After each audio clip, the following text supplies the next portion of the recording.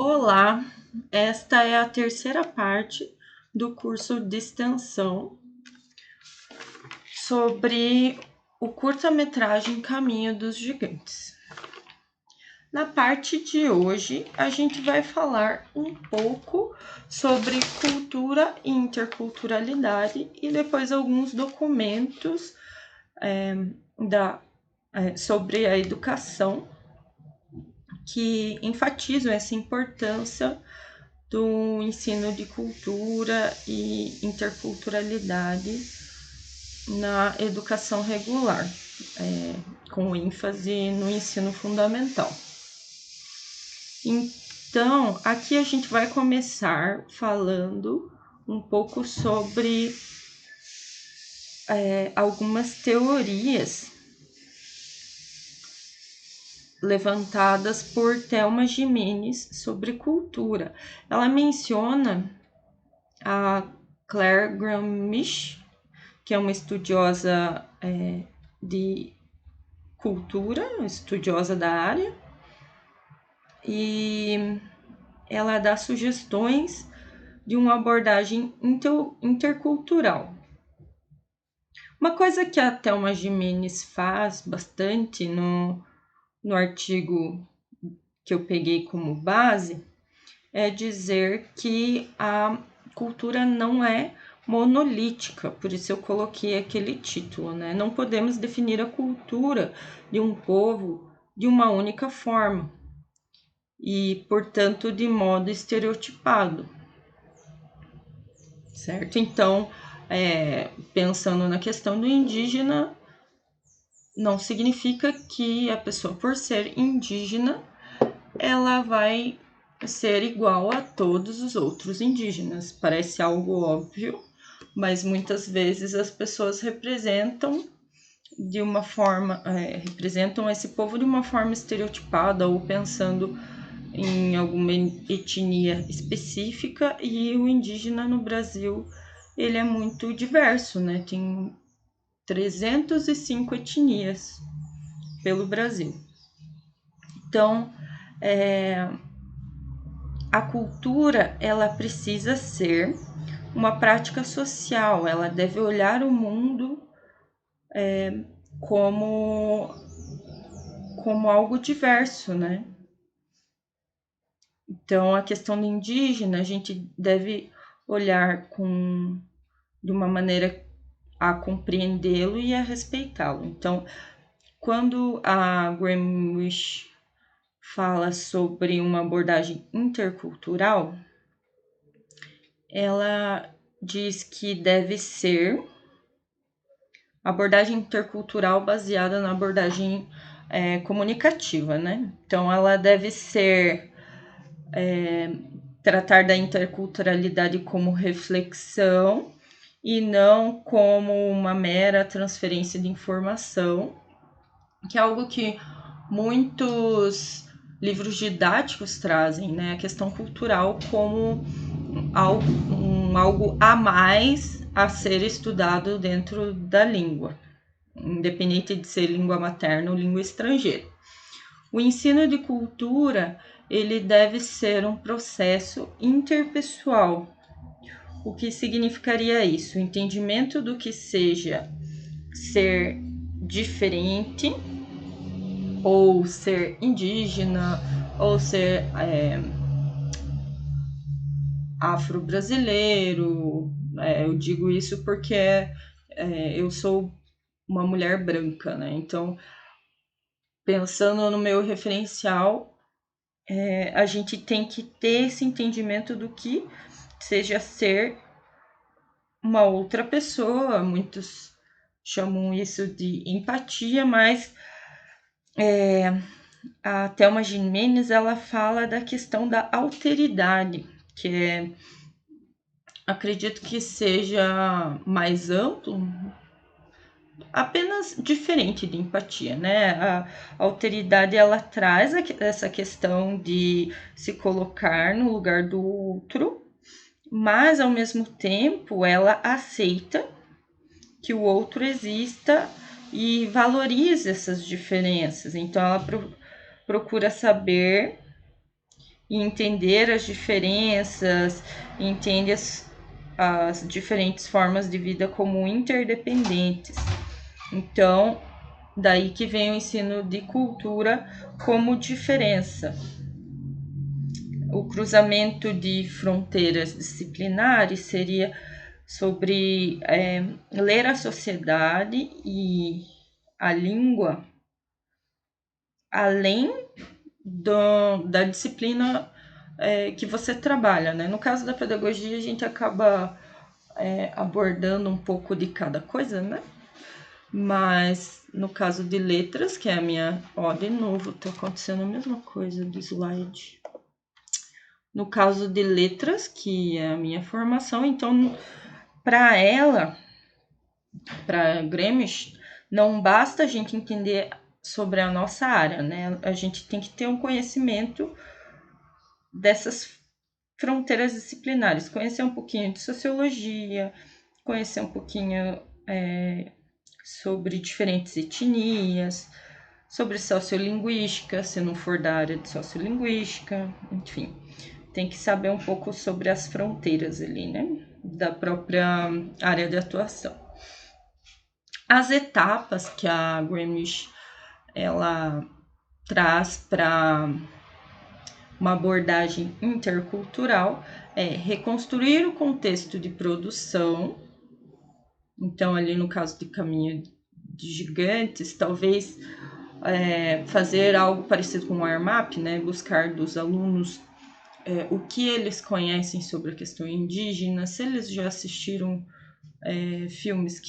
filmes ou desenhos, animações, né, que falam sobre essa questão, se eles já viram ou conhecem, enfim, buscar primeiro do aluno o que ele tem de base para isso. Então, construir o próprio contexto de recepção. Então, na hora de assistir, preparar os alunos e depois discutir sobre a animação, fazer equivalências, então comparar determinadas coisas que eles assistiram na animação com o que eles haviam dito antes e construir os próprios significados, então ir um pouco além a partir daquela animação que eles viram, como cada cultura vê a outras percepções, então aí dá para trabalhar interculturalidade nesse sentido, né? Como os alunos veem essa cultura e como eles acham que os indígenas nos veem, vivendo, pensando nos indígenas que vivem em tribos, então como que esses indígenas nos veem, será? Porque existem também os indígenas que saem da comunidade e vão estudar e retornam, então trazer todas essas perspectivas para eles através de um diálogo que poderia levar à mudança, para eles aumentarem a noção que eles têm em relação àquela cultura. Então, o ensino intercultural, ele fala sobre os objetivos do ensino intercultural, né? Eles envolveriam essas coisas que estão aí: aprendizagem sobre a cultura, a comparação entre culturas e a exploração do significado de cultura. Então, entender a cultura como prática social para além da comparação, que a gente já falou, né? Tem aí a comparação entre culturas, mas não trazer só nesse sentido. É interessante refletir sobre essa comparação e pensar em coisas que não são estereótipos, né? A necessidade de se integrar o ensino de cultura desde as fases iniciais do ensino de línguas, então de língua materna ou de língua estrangeira. Não existe essa coisa de trabalhar determinadas questões só quando o estudante for mais velho, né? trabalhar a interculturalidade deve ser algo que pode começar ali na primeira infância. A exploração e a mediação das diferenças culturais, fazer uma sensibilização para o outro e sobre as fronteiras dessas diferenças interculturais. Então, não se trata da adoção de uma cultura e nem da imitação cultural, né? Não é esta a intenção, porque cada um vive um contexto totalmente distinto, mas da consciência de onde estão essas fronteiras, onde existem as diferenças. E é preciso criar esses espaços interculturais dentro de sala de aula e desenvolver a compreensão do outro. E é algo que deve ser trabalhado no ensino de línguas ou, no caso, na educação básica, de primeira a quarta série, ou, enfim, na educação infantil. Compreender a dinâmica desses encontros interculturais e promover a tolerância é algo que a gente sabe que é muito necessário nos dias de hoje. Então, ali eu coloquei uma figurinha sobre a diferença entre empatia e alteridade. As duas coisas são importantes, né? Mas eu achei legal aquela figurinha porque na empatia você pensa o quanto deve ser difícil. Eu não sou daltônica, né? Mas o quanto deve ser difícil enxergar todos os tons de verde, porque eles trocam as cores, ou só enxergar tudo cinza, né? Porque eles têm dificuldade de enxergar os tons de verde, né? E na alteridade, você pensa, tá, tem aquele tom de verde, mas para mim, eu, por exemplo, estou falando por mim mesmo, aquilo ali para mim não é verde. Aquilo ali para mim é um azul claro. Mas se uma outra pessoa falar que é verde, está ok. Se alguém falar que é rosa, que é cinza, a gente estranha, porque é algo não esperado, mas a ideia da tolerância é aceitar. Ok, você vê uma cor diferente, tudo bem, né?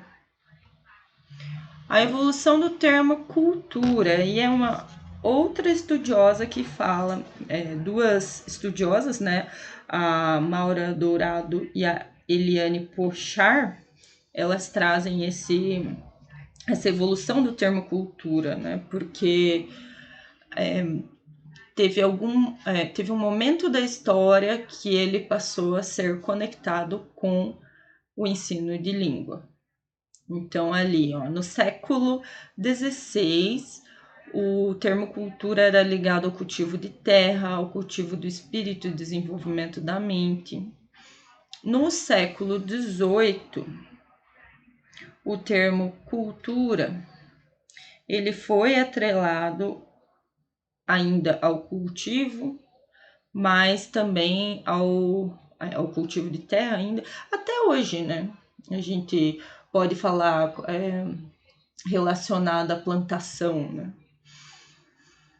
Mas o termo virou algo como cultivo, melhoramento e enobrecimento das qualidades físicas e intelectuais.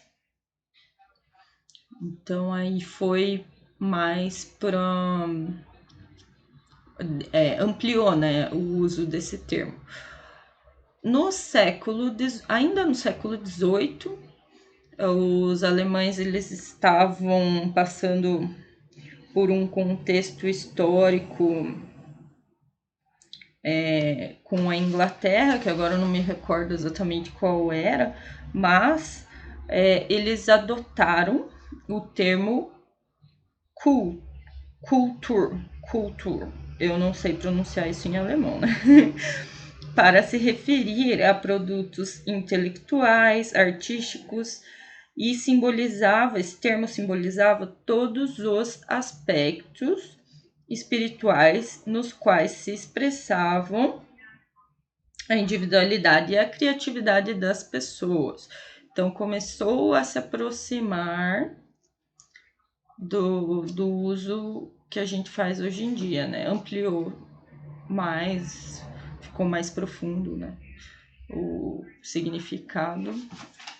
E civilization, talvez em alemão pronunciaria diferente, passou a ser utilizado, associado à maneira refinada das classes dominantes. Então, culture passou a ser associado à intelectualidade a partir dali, né? Do século XVIII. No final do século XVIII e início do século XIX, aconteceram esses dois movimentos. Surgiu o conceito clássico de cultura e comportamento, e o termo cultura também foi associado a um comportamento aprendido ou adquirido em uma comunidade. Então, o conceito ele foi se expandindo, né? No século XIX,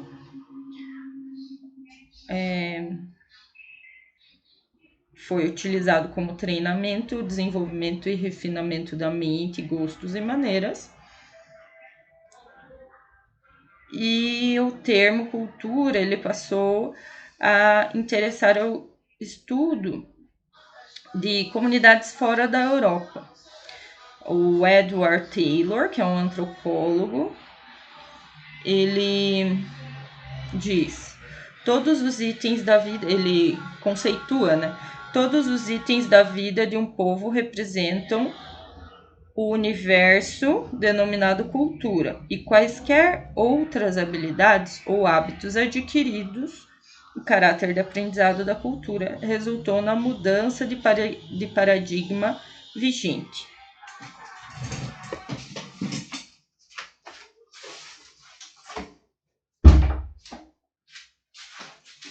Fui fechar a porta ali. Tava muito barulho. Certo. Deixa eu ver onde eu parei. Então, né, tudo que envolvia a vida de um povo, habilidades ou hábitos adquiridos. Então, aqui o Taylor, ele trouxe uma novidade, uma mudança de paradigma, porque ele conceituou que a cultura ela se aprende e não é algo inato, não é algo que nasce com a gente, ele é adquirido. A cultura é adquirida. No final, o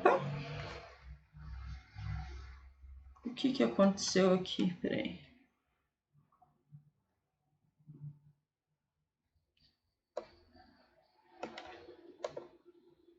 Não estava aparecendo ali. Ah, não. Teve confusão aqui com os slides de novo. Tá.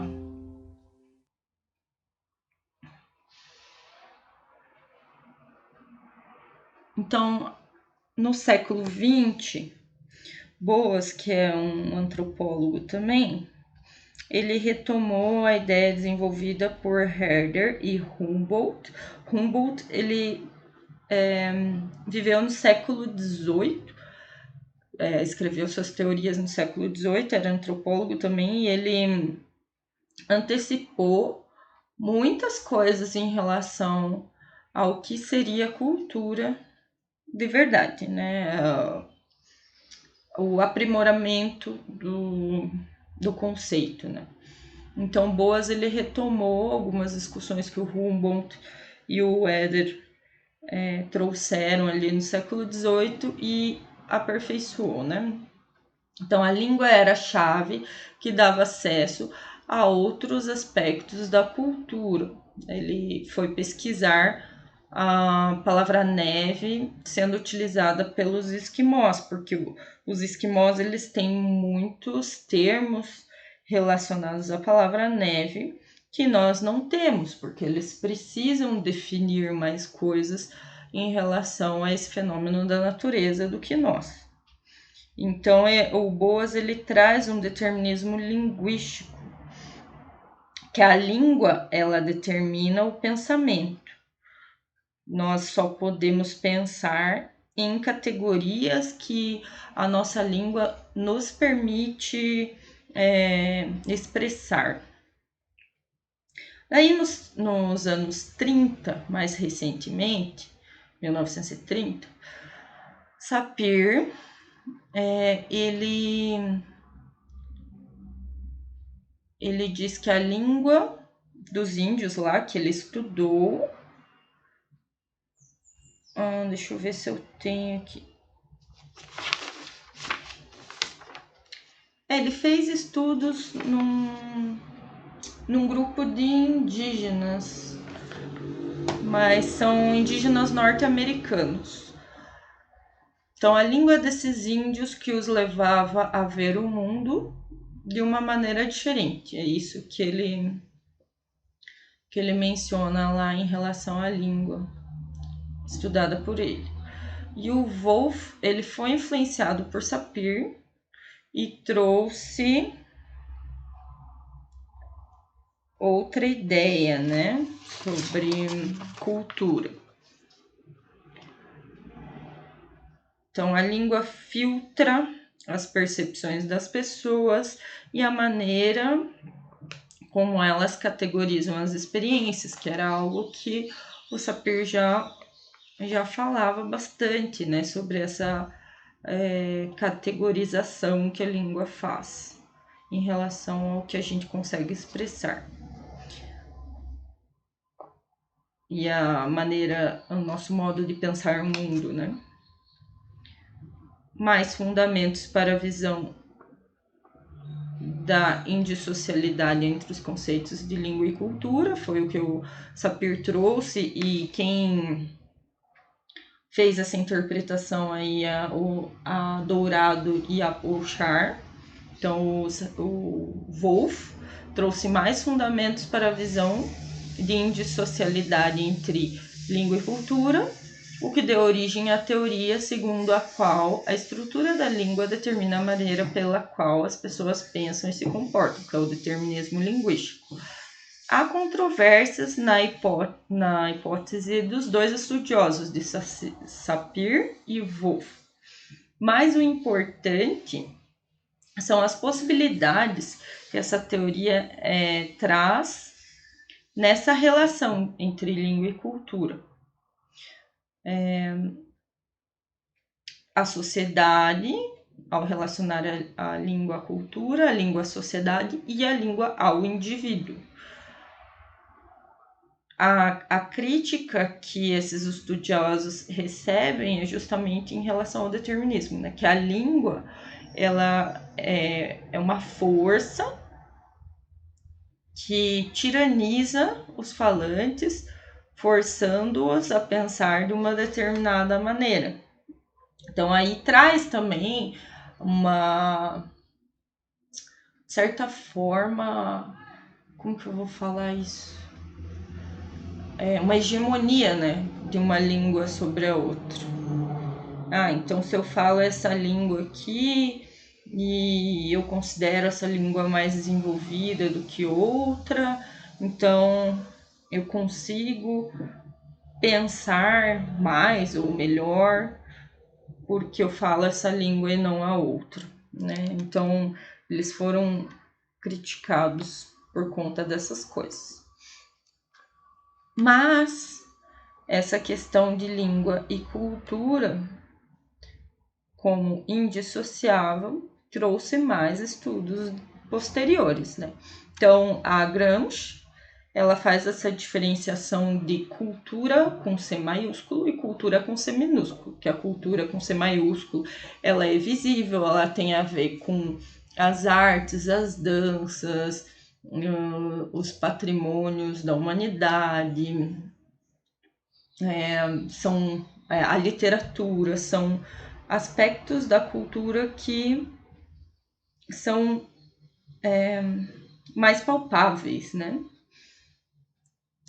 E que normalmente são os aspectos explorados no livro didático.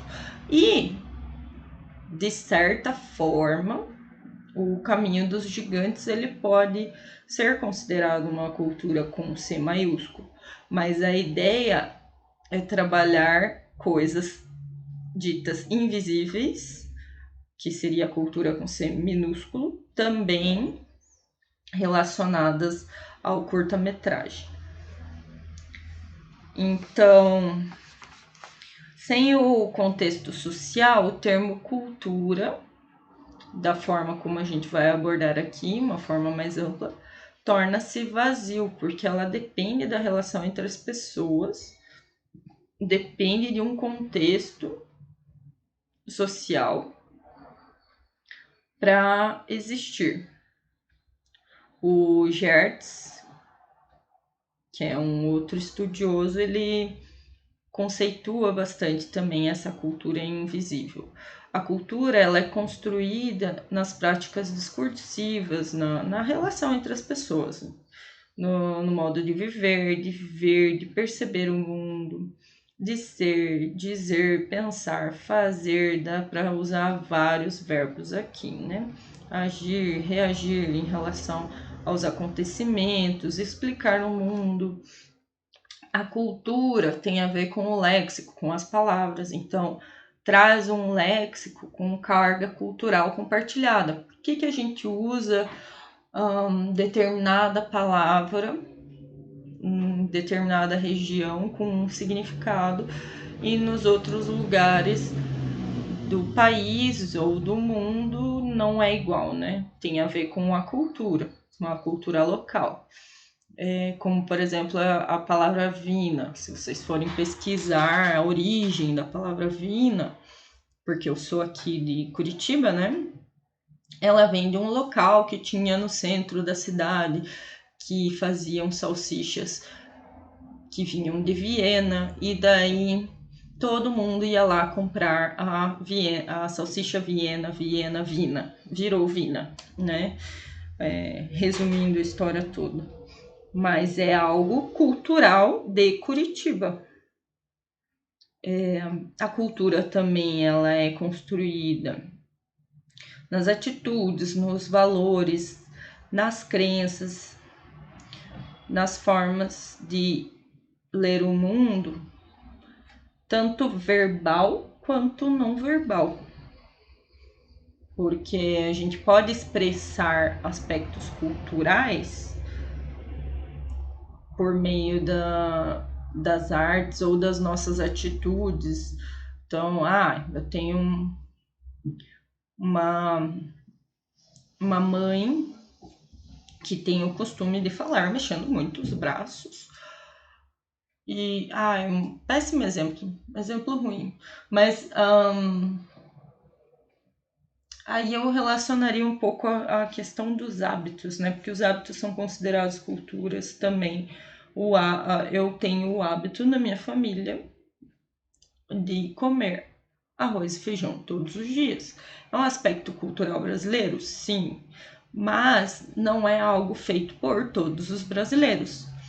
E isso é uma coisa que temos que tomar cuidado ao associar alimentação com cultura, cuidar para não generalizar, né? Enfim, mas é um aspecto cultural na minha casa e tem a ver com algo não verbal. É um hábito, uma atitude. Então, determinadas atitudes que a gente tem são culturais também. E é considerado não verbal porque é expresso pelo movimento, nesse caso, né?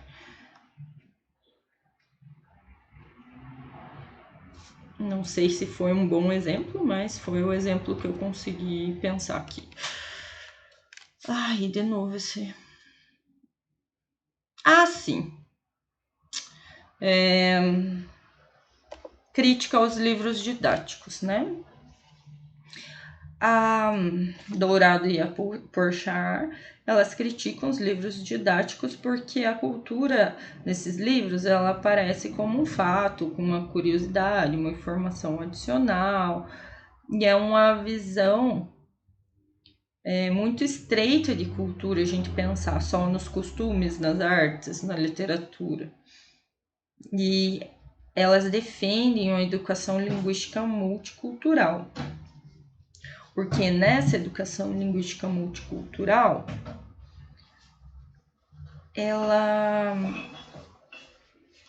abrange outras questões linguísticas de modo de escrita, por exemplo, a maneira como a gente constrói textos, argumento e contra-argumento é diferente da maneira como alguém de outra língua faz isso.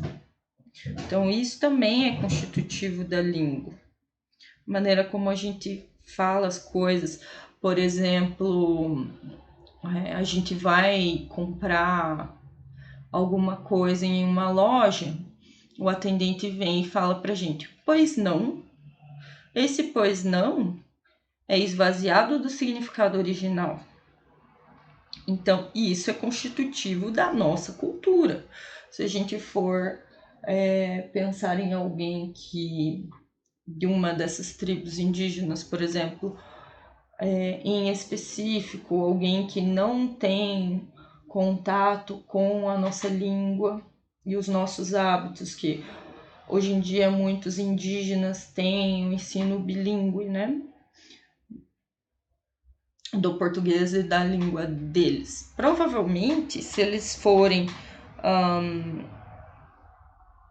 para algum lugar e algum desses indígenas que não tem muito contato ouve a pessoa falando pois não, às vezes não vai entender ou vai entender de forma literal esse pois não. Enfim, estou divagando aqui, né? Pensando numa possibilidade hipotética de uma pessoa, enfim. Mas para dar um exemplo aí da questão linguística relacionada à cultura, né? E essa educação linguística multicultural, ela deve promover uma conscientização sobre diferentes identidades culturais. A gente olha as coisas pela lente da nossa cultura materna e estranha algo diferente da nossa cultura, mas a gente deve problematizar esse estranhamento para entender por que a gente está vendo como algo tão estranho. Eu dei aula de português para estrangeiros e tinham muitos hábitos nossos que os alunos estranhavam bastante. Um dos alunos, ele era da Rússia, então para ele a nossa comida era algo muito estranho.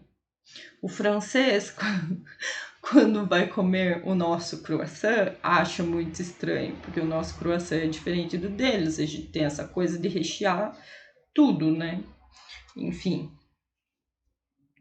Então esse estranhamento, ele deve vir com uma reflexão e mostrar que existem várias maneiras de experienciar o mundo. Então, e estranhar a sua cultura e conhecer a diversidade de formas de ver e experienciar o mundo é algo que a gente precisa trazer como professor, dar essa oportunidade aos alunos, né? Trazer a língua como uma forma de interação e conceber a língua e a cultura como constitutivas uma da outra. É impossível separar e é possível entender porque determinadas coisas acontecem na língua de uma forma mais ampla. Então, a educação linguística multicultural ela deve ser comprometida com a formação de cidadãos que vivem e precisam interagir em um mundo cada vez mais globalizado, a sair da bolha, né? Da nossa bolha social e fazer com que os alunos também saiam, ampliar as coisas. Os professores, eles devem, sim, ler, por exemplo, tem o Daniel Mukundo, tem deixa eu ver aqui, tem um indígena, Munduruku, Daniel Munduruku, e ele escreve vários contos indígenas. Ele escreveu vários livros, inclusive. Então, sair desse nosso mundinho e ampliar nossos horizontes, né?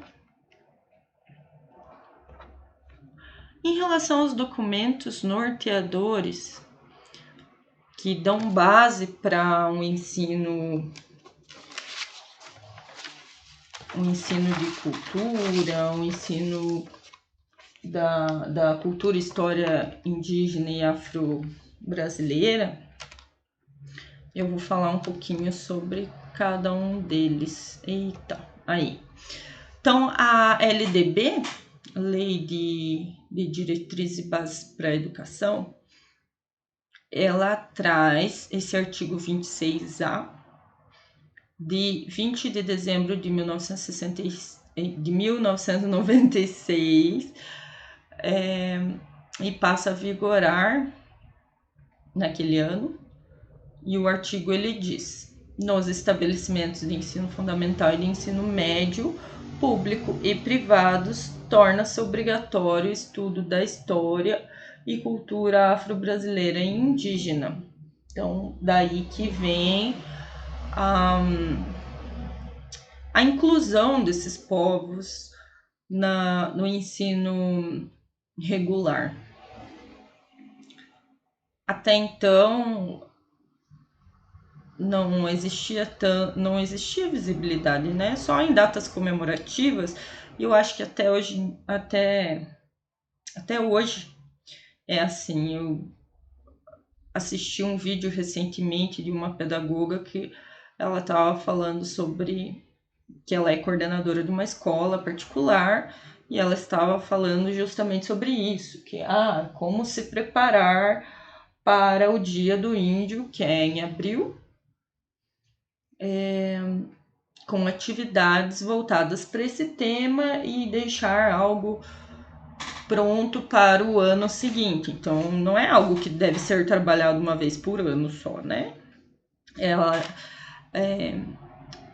O estudo desses temas, eles devem estar diluídos durante o ano em várias disciplinas, sem precisar de uma data comemorativa, né?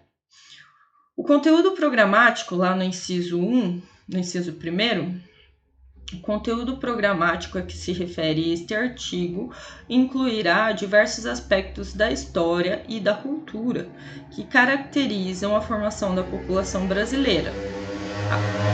Até porque, né,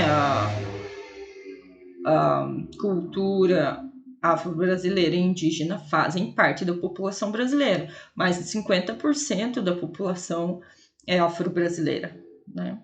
Então, a partir desses dois grupos étnicos, tais como o estudo da história da África e dos africanos, a luta dos negros e dos povos indígenas no Brasil, a cultura negra e indígena brasileira, e o negro e o índio na formação da sociedade nacional, resgatando as suas contribuições nas áreas social, econômica e política pertinentes à história do Brasil.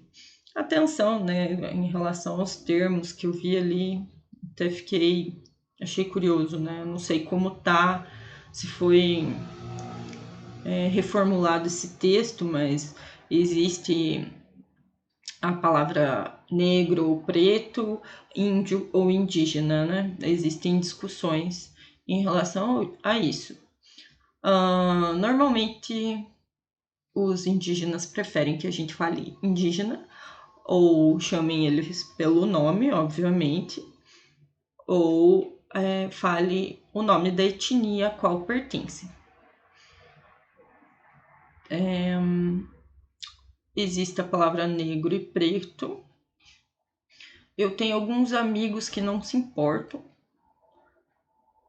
com a distinção, mas outras pessoas preferem preto, então por que não empregar mais a cultura preta e indígena brasileira e o preto e o indígena na formação da sociedade nacional, né? Poderia ter essa mudança aí no texto. Eu sempre penso, se as pessoas preferem uma mudança do termo, qual é o problema da gente usar outro termo, né? Enfim, normalmente por justificativa histórica, social, enfim. Inciso 2, ou inciso 2, os conteúdos referentes à história e cultura afro-brasileira e dos povos indígenas brasileiros serão ministrados no âmbito de todo o currículo escolar, todo o currículo escolar. Em especial nas áreas de educação artística e de literatura e história brasileiras. Em literatura, é comum a gente ver textos literários que fazem referência aos negros e indígenas, mas pensando no romantismo, no período do romantismo brasileiro, a visão desses povos é muito romantizada mesmo, né? O romantismo romantizou as coisas. E muitas vezes falam sobre o Monteiro Lobato, a questão histórica sobre o racismo nas produções do Monteiro Lobato, enfim. Mas eu acho que vale muito a pena discutir sobre esses povos na linguística também, né? No ensino de gramática, enfim, pensando sempre numa gramática reflexiva, né? Na redação, no vestibular, sempre cai as questões das minorias, por exemplo. A BNCC.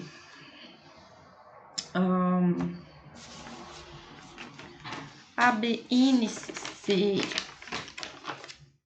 ela é a Base Nacional Comum Curricular, certo? Então, este é um documento que ele, como os outros que a gente vai discutir nessa videoaula, os parâmetros curriculares nacionais, a LDB e qual que é o outro?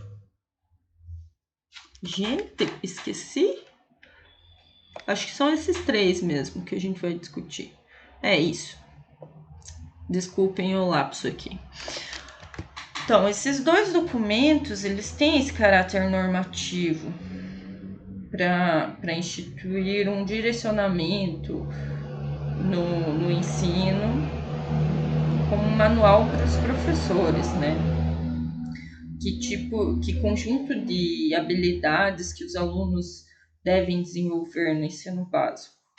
Então, ao abordar a BNCC, ao abordar sobre a área de linguagens e suas tecnologias, ela fala que os alunos eles devem ter uma formação voltada a possibilitar uma participação mais plena na sociedade e nas diferentes práticas socioculturais que envolvem o uso das linguagens. né? Isso faz parte da formação como cidadão. E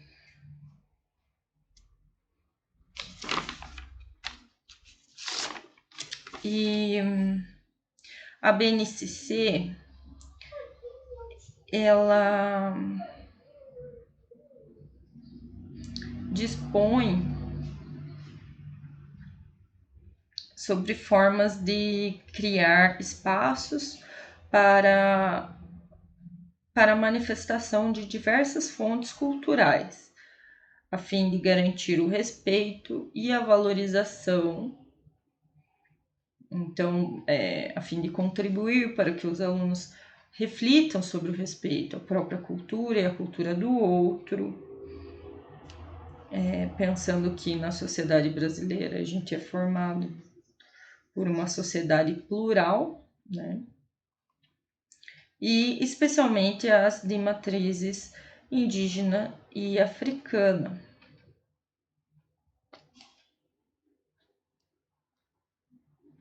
E é necessária a criação de espaços para a manifestação das culturas diversas, que é algo que eu acabei de falar, né?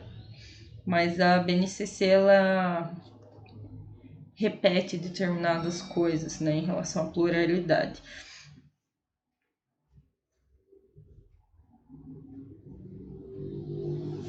Então, a BNCC, ela define que a reflexão sobre a linguagem tenha como fim garantir aos alunos a ampliação e diversificação das suas atuações nos mais diversos campos da atividade humana, de modo que percebam a constituição plural da vida social e explorem as linguagens em vários meios em que elas são vinculadas, né? Então, como nas tecnologias, a internet, a multimídia e as formas de compartilhamento. Então, tudo isso, todos os meios de inserção de textos, meios digitais, eles devem estar também, eles devem também ser trabalhados dentro de sala de aula, né? E este texto audiovisual, que é o Caminho de Gigantes, ele conjuga semioses, então ele junta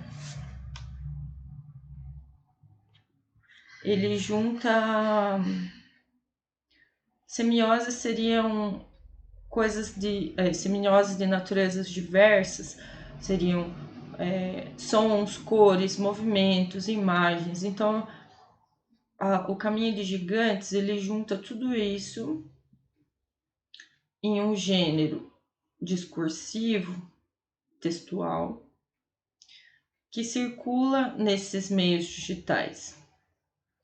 Então, a ideia na utilização dessa videoanimação é produzir sentidos que possibilitem, que permitam a formação de leitores proficientes nesse tipo de texto e possibilita o contato dos alunos com a cultura indígena.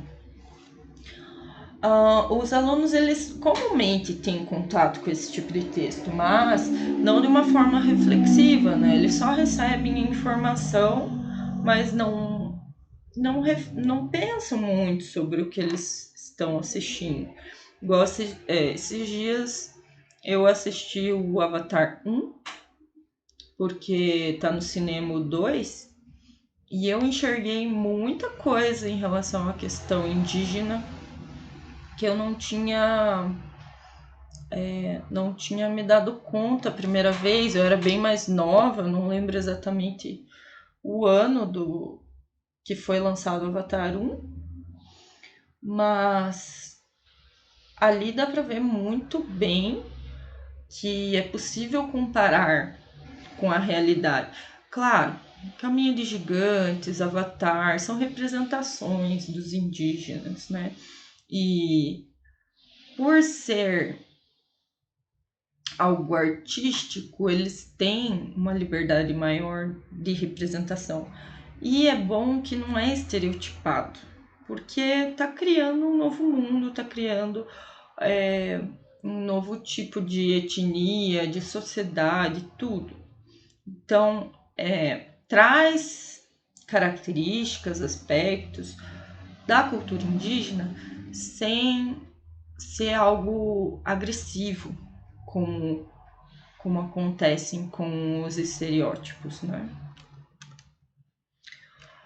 A BNCC, sobre o ensino de linguagens no ensino fundamental, ela fala de compreender as linguagens como construção humana, histórica, social e cultural, de natureza dinâmica, reconhecendo-as e valorizando-as como formas de significação da realidade, expressão de subjetividades, identidades sociais e culturais. Então, compreender essas diferentes identidades e culturas é algo que deve estar, sim, no ensino de línguas.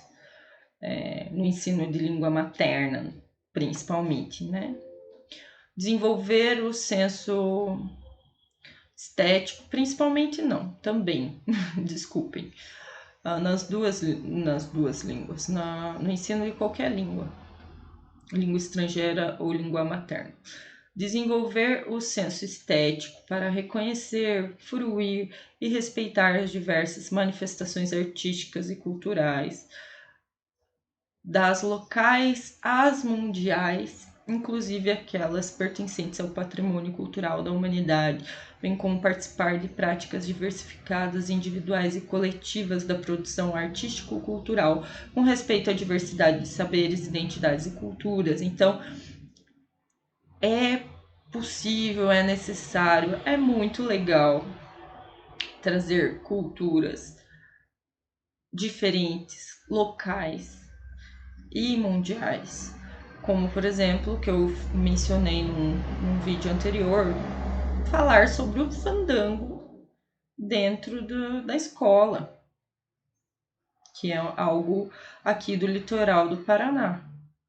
E ao mesmo tempo, por que não, trazer algum aspecto cultural da Guiné Equatorial para dentro de sala, que foi o que eu fiz com as alunas do ensino médio. Tiveram muitos estranhamentos, mas muita discussão de por que será que eles são assim? Por que eles pensam diferente? Como é o contexto deles? Então, compreender a língua como fenômeno cultural, histórico, social, variável, heterogêneo. Então, a língua muda. A língua muda em relação à sua comunicação dentro de casa, com a sua família. O jeito que eu estou apresentando aqui, este curso é bem diferente do jeito como eu falo com a minha família, os meus amigos. A sua identidade ali, ou o meu jeito de ser, no caso, que eu comecei dando o meu exemplo, é totalmente diferente quando eu vou falar com um grande público. Aqui no meio virtual é diferente. Como eu vou dar aula é de outra maneira. Então, a língua é heterogênea, mesmo dentro da língua materna. E sensível aos contextos de uso. Então, entender, cara, tipo, eu viajei e eu estava falando ali com alguém, não é uma viagem tão longa assim, mas eu me lembrei, por exemplo, de Colombo, né? Que teve uma vez que eu conversei com uma senhora no terminal e ela tinha uma fala bem simples e ela cometia alguns desvios da norma culta na hora de falar, e sensível aos contextos de uso é isso. Ela está conseguindo se comunicar comigo, esse é o objetivo principal. Ela não está sendo avaliada em relação ao uso da língua numa apresentação, ela está falando comigo no terminal. Então, deixa ela falar como ela quiser falar. Ou no WhatsApp.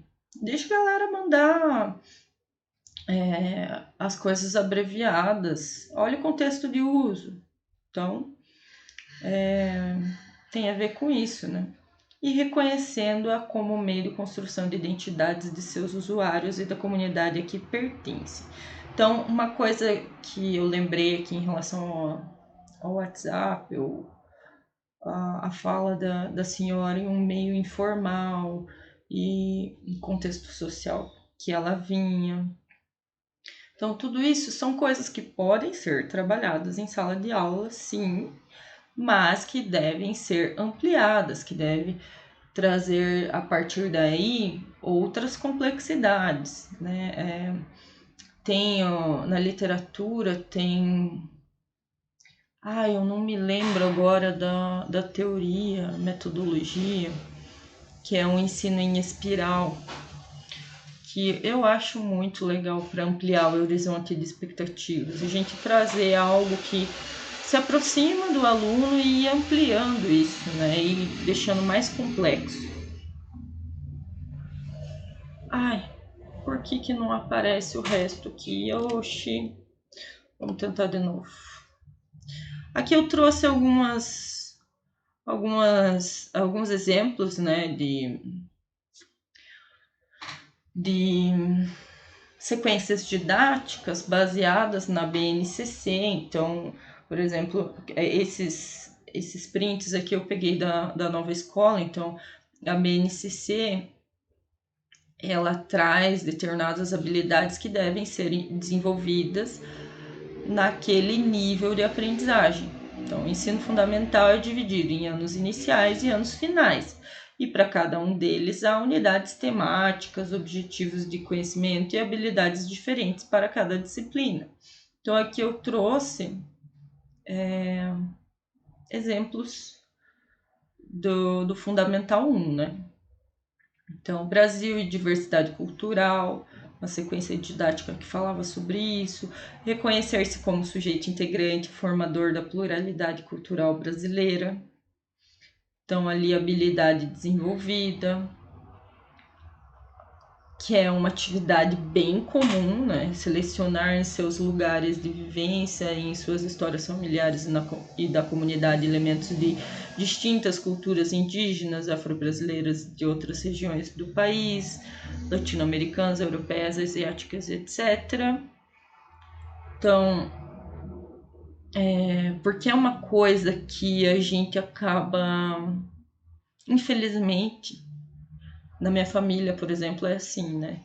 Não sei, na família de vocês, mas a gente acaba pensando só na nossa descendência europeia. Então, quando eu era criança, eu escutava muito: você é descendente de espanhol, porque meu avô era espanhol, mas no lado da minha avó tinha libanês, no lado da minha mãe, fora, né, italiano, tinha indígena também. Então, a gente é muito diverso, né?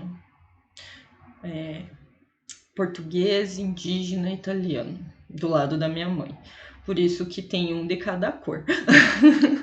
Então a gente é muito diverso e às vezes a gente pensa só nas descendências europeias e não percebe ou não valoriza outras origens, né? Eu tive uma aluna que ela era da Guiné Francesa e ela estava aqui no Brasil e ela tinha vergonha de falar que era da Guiné Francesa e ela falava para todo mundo que era francesa.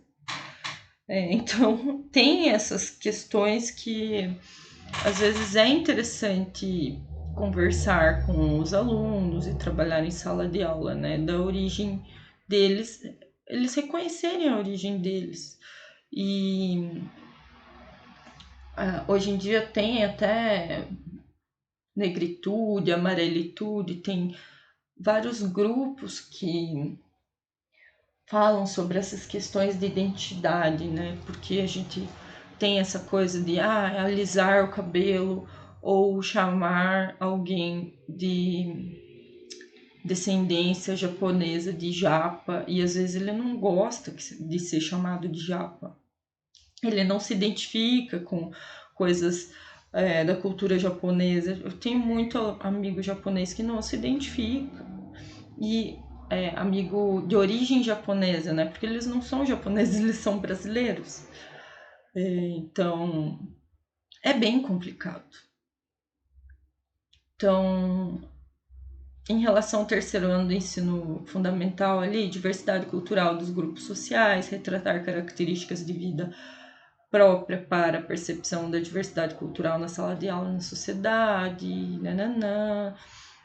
Segundo ano do ensino fundamental, identificar os hábitos culturais dos alunos e comparar as atividades realizadas nos seus locais de vivência, comparar costumes e tradições de diferentes populações inseridas no bairro, na comunidade. Então, se vocês forem ver as propostas sobre cultura, normalmente são voltadas para cultura visível, né? Mas aqui em todas essas sequências didáticas, a gente pode trabalhar a cultura que eu conceituei aqui como considerada invisível.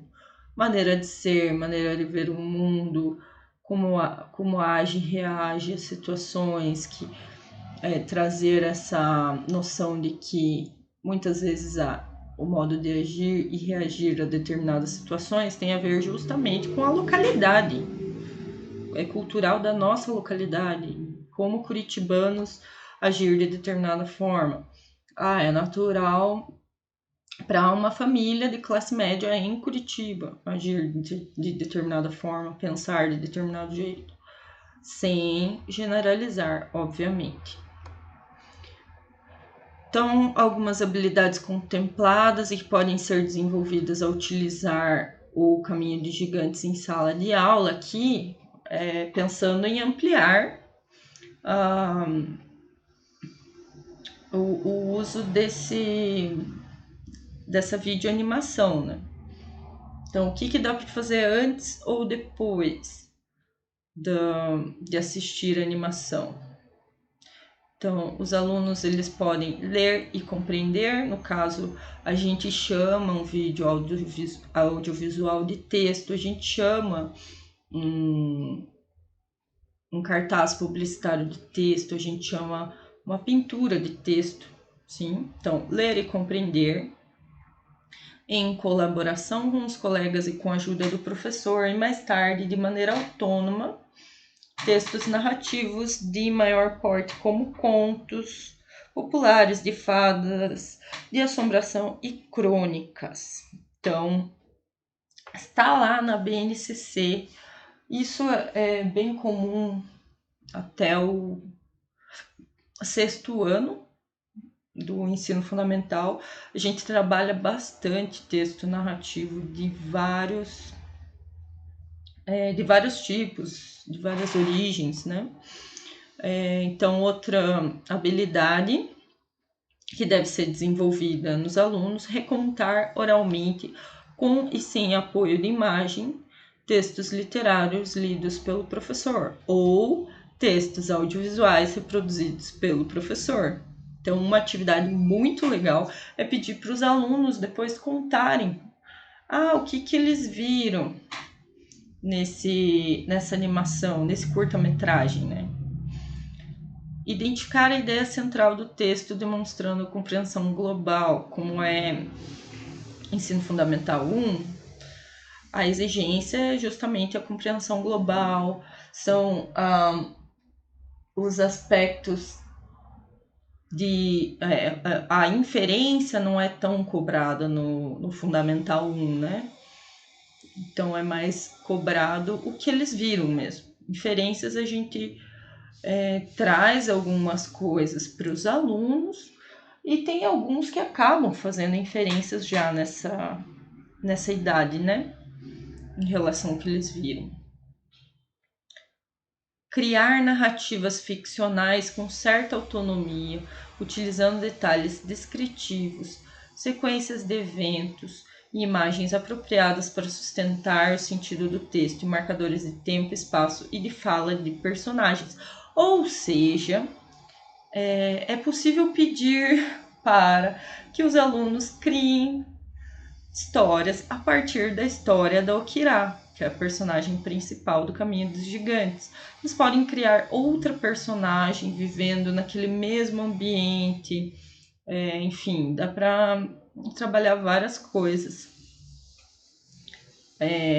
Pedir para eles criarem uma história da Okira em que ela fale, porque nesse curta-metragem a forma expressiva deles são os sons, a musicalidade e não a fala. Então, é uma proposta que dá para fazer para os alunos, né, de quarto ano, por exemplo. Criem as falas da Okira. Identificar em narrativas cenário, personagem central, conflito, gerador, resolução e o ponto de vista com base no qual histórias são narradas, vivenciando narrativas em primeira e terceira pessoas. Aqui é mais pro quinto ano, né? Quanto mais complexa a sugestão, normalmente a gente imagina alunos mais para o final ali do Fundamental 1. Os parâmetros curriculares nacionais. Para quem não sabe, tem um caderno dos parâmetros curriculares nacionais que fala sobre sexualidade e sobre pluralidade cultural. Aqui eu trouxe uma parte, uma pincelada do caderno de pluralidade que fala sobre pluralidade cultural, para vocês verem o quanto é considerado importante esse tema, porque tem um caderno só para isso. Tem essa parte aí, tem umas 100 páginas. Então, o documento de pluralidade cultural, ele enfatiza as diversas heranças culturais que convivem na população brasileira, oferecendo informações que contribuam para a formação de novas mentalidades voltadas para a superação de todas as formas de discriminação e exclusão. Então, esse é o objetivo do documento. Então, isso deve ser trabalhado dentro de sala de aula. A primeira parte do documento contempla os aspectos que envolvem e justificam o tema da pluralidade cultural. Então, se tem lá um pai chato que fala, tá, mas por que vocês estão vendo isso na escola? Isso não é importante. Então, você vai lá e pega o documento oficial dos parâmetros curriculares e taca na cara do pai do aluno. Por que é importante esse tema? E indica a necessidade de vivenciar essa primeira parte, indica a necessidade de vivenciar a pluralidade de nossa cultura e especifica os objetivos a serem alcançados no decorrer de todo o ensino fundamental. Então, tá ali bem mastigadinho, bem organizado. Por que é importante, qual que é a meta a ser, qual que é o objetivo, né, a meta a ser alcançado, enfim, ao ensinar isso para os alunos. Isso, os parâmetros curriculares nacionais do ensino fundamental, certo? Na segunda parte, encontram-se os conteúdos, os critérios de avaliação e as orientações didáticas que deverão nortear o trabalho das 4 primeiras séries do ensino fundamental. Então, ensino fundamental 1, né? É importante esclarecer que esta parte, né, eu chamo de caderno, né, essa parte, esse capítulo, ele tem um caráter interdisciplinar justamente porque o seu estudo teórico, ele vem de várias partes, né, várias origens. Ele é interdisciplinar na sua natureza, né? Então, nossa, mas você está falando sobre cultura e Você está fazendo curso de pedagogia e você tem formação em letras. Por que você está falando sobre cultura? Por que você está falando sobre etnias indígenas? Por que você está trazendo história, o histórico dos indígenas? Porque faz parte também da linguística. Então, história, geografia, antropologia, linguística, sociologia, psicologia e aspectos referentes a estudos populacionais. Aí eu fiquei pensando na estatística, né? IBGE, enfim, que o IBGE ele faz esses estudos, que é parte da geografia também, né? Enfim. Ui! Ah, de novo.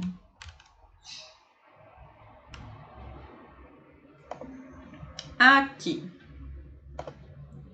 Última parte, último slide dessa parte. Então, os conteúdos a serem trabalhados de forma geral no ensino fundamental 1 são esses. Os 2 primeiros, eles têm muito a ver com a educação artística. Então, em suas artes e em suas diversas manifestações nos diferentes grupos étnicos e culturais. Então, aí, manifestações artísticas, manifestações artísticas ali eu quis resumir justamente essas manifestações de diferentes grupos, como dança, música, teatro, artes plásticas, escultura e arquitetura, e as artes aplicadas. Então, pintura corporal, indumentária, vestuário, utensílios, decoração de moradias, culinária, brinquedos. Então, tem muita coisa na internet que tem a ver com esta parte aí para educação infantil e fundamental 1. Eu coloquei lá no final, mas eu vou mostrar aqui para vocês rapidinho. Oxi. Aqui. Ai. Aqui, ó. Então, coisas que podem ser trabalhadas pensando na cultura com C maiúsculo ou nessas questões de educação artística são as brincadeiras e brinquedos indígenas. Os alunos podem reproduzir isso antes ou depois do trabalho com o curta-metragem, né? Antes ou depois do trabalho com curta-metragem, da discussão reflexiva e de uma produção textual, oral, vocês podem trabalhar com os alunos, de preferência depois, né? Esses aspectos. Então, algumas brincadeiras já são conhecidas, como peteca, perna de pau, que normalmente a gente faz com lata nos pés, cabo de guerra, são brincadeiras de origem indígena.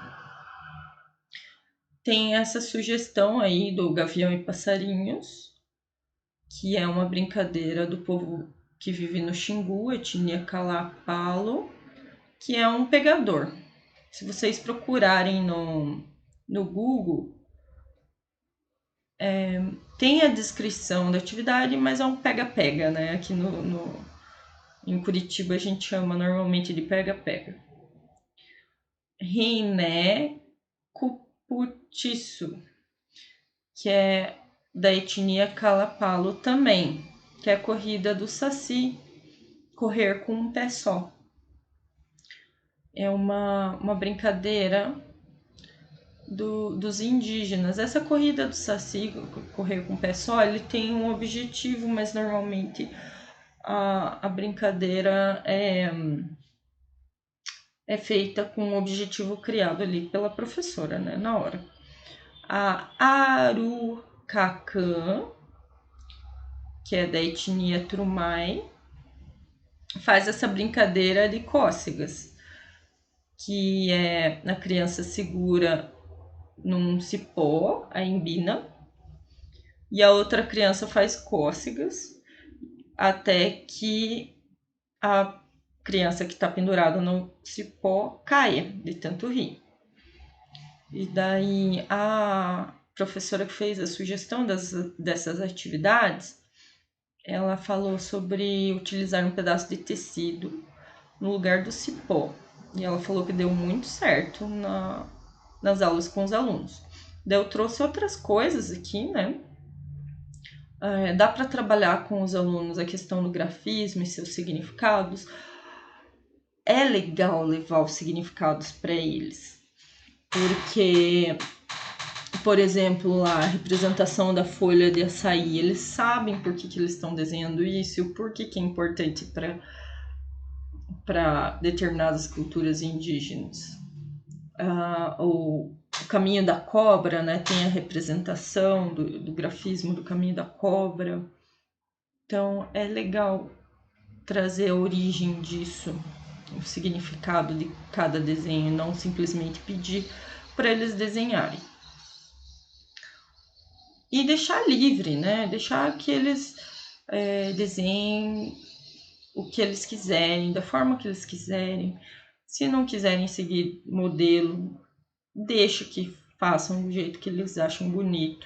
Porque criança tem que ser livre nessa parte artística para fazer o que ela, para ela se expressar da forma que ela acha melhor. Arte plumária, então tem ali, né, dá para pedir a construção de cocar, ou a construção de uma peteca, né? A pintura, dá para buscar coisas, porque dependendo da etnia, a maneira como eles se pintam é diferente, e o porquê dessas pinturas.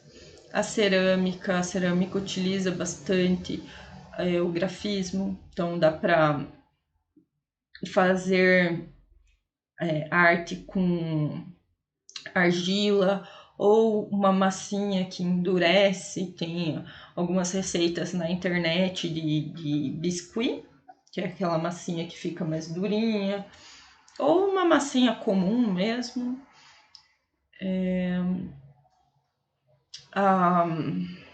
Eu esqueci. Cestaria. Cestaria são as cestas indígenas, né? Então dá para levar isso de alguma forma para os alunos em formato de imagem, ou pedir para fazer esses trançados com alguma espécie de papel mais grosso, tipo um papelão, de uma forma mais que seja possível para alunos de Fundamental 1, né? O pau de chuva é uma coisa que ali o rapaz ele ensina a fazer o pau de chuva original, né? Mas muitas crianças fazem de uma forma bem colorida e, enfim, do jeitinho delas, assim. Dá até para fazer com aquela parte interna de rolo de papel toalha, né? O pau de chuva e pedir para que elas enfeitem com o grafismo que elas quiserem. E daí dentro do pau de chuva tem, no original, eles colocam umas madeiras trançando e jogam as pedrinhas, as rochas lá dentro para fazer o barulho. Ou as sementes, dá para as crianças utilizarem semente, mas sem precisar fazer essa parte interna original, né, do pau de chuva. Que o importante é virar como uma espécie de chocalho, né? Só para elas entenderem um pouco mais sobre a cultura indígena e terem essa experiência com trabalhos manuais. Então ali tem vários instrumentos no canto superior esquerdo, para mim é esquerdo, Tem vários instrumentos que dá para fazer um trabalho de musicalização com as crianças. Dá para buscar alguns desses por aí para comprar ou pegar empréstimo com alguém, enfim. Tem alguns ali que são de matriz africana também, né? Como o caso do cachixi, é bem comum nos lugares que ensinam capoeira. Enfim, e dá para tentar reproduzir alguns desses instrumentos dentro de sala de aula com outros materiais. Tá. Então, voltando aqui, trouxe então umas sugestões de trabalho artístico com as crianças. Vivências socioculturais também é uma coisa que as linguagens elas podem trabalhar,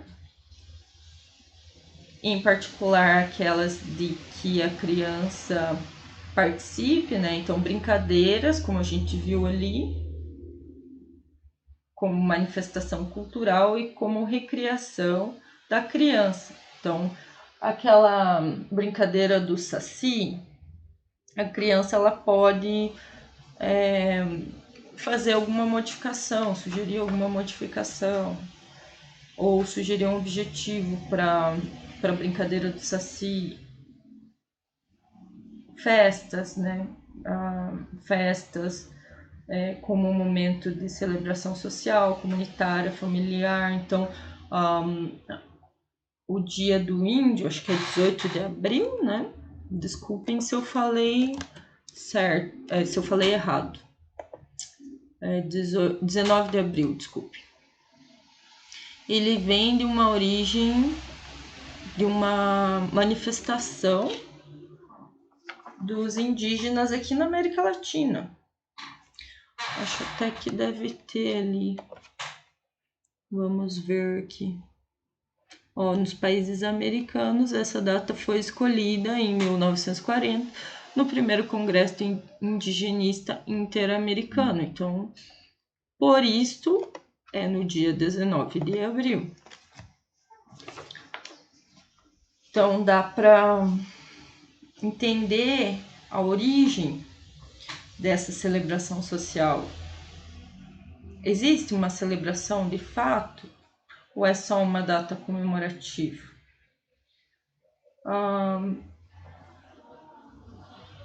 Interesse por conhecer diferentes formas de expressão cultural. Então, a gente tem que, na verdade, despertar esse interesse nós mesmos para conseguir despertar esse interesse nos alunos também, né? Reconhecimento de expressões, marcas e emblemas produzidos pelas culturas como portadores de significado e respeito. Então, se existe aquilo em determinada cultura, ele simboliza alguma coisa importante para aquela cultura. Então, deve ser respeitado, como os símbolos que está ali também, né? Identificação, representação e transmissão de símbolos de sua própria cultura. Então, ali eles têm os grafismos como algo simbólico para eles. Então, a gente tem que entender e transmitir esse conhecimento também. E fazer com que os alunos reflitam. Existem algumas formas de simbolismo que a gente usa no dia a dia também, como os indígenas usam. Existe também nas religiões, na maneira até como a gente atende as pessoas que batem na nossa porta. É um simbolismo, um costume, um hábito, algo cultural, né? Respeito e valorização das diversas formas de linguagens expressivas de diferentes grupos étnicos e culturais. E, em relação às linguagens, é muito mais amplo, né? É muito mais amplo, não, é muito relacionado com o que eu falei lá no início sobre cultura, né? Bilinguismos e multilinguismos, a existência de centenas de línguas diferentes no Brasil, porque os alunos muitas vezes não sabem, dos povos indígenas, em comunidades de fronteiras, então existe até um documentário sobre isso, né, que é Portunhol, se não me engano é esse o nome do documentário, que fala sobre as comunidades de fronteiras, claro que no ensino básico 1, né, no ensino fundamental 1, aquele documentário não serve, mas para nós professores é bem interessante para depois pensar em alguma atividade para os alunos sobre essas pessoas que vivem na fronteira, nas fronteiras do país, que em comunidades de diversas origens étnicas e em outras situações. Então aqui em Curitiba eu sei que o mais próximo de uma comunidade indígena, mais próximo aqui de Curitiba, tem uma comunidade indígena que vive em Piraquara. Por que não tentar oportunizar as crianças a conhecerem esta comunidade? Indo lá ou conhecerem essa comunidade por meio de vídeos, fotos, por meio desses instrumentos originais, né? E você, como professora, ir até lá e tentar descobrir como que dá para comprar para levar para a sala de aula, porque é um material que acaba sendo permanente, né? Dialetos, variantes e variação linguística, então trabalhar regionalismo, sotaques, gírias, expressões e acentos regionais. Acentos seriam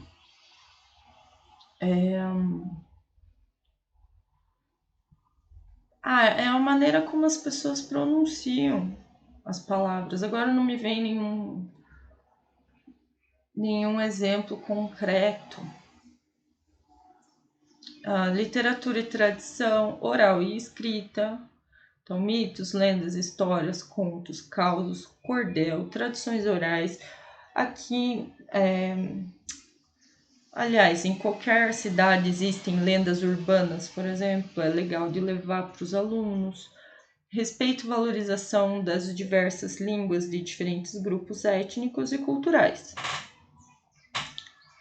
E a última parte dessas videoaulas desse curso de extensão é sobre análise do caminho de gigantes, do caminho dos gigantes. Então, espero vocês na última parte do curso. Tchau, tchau!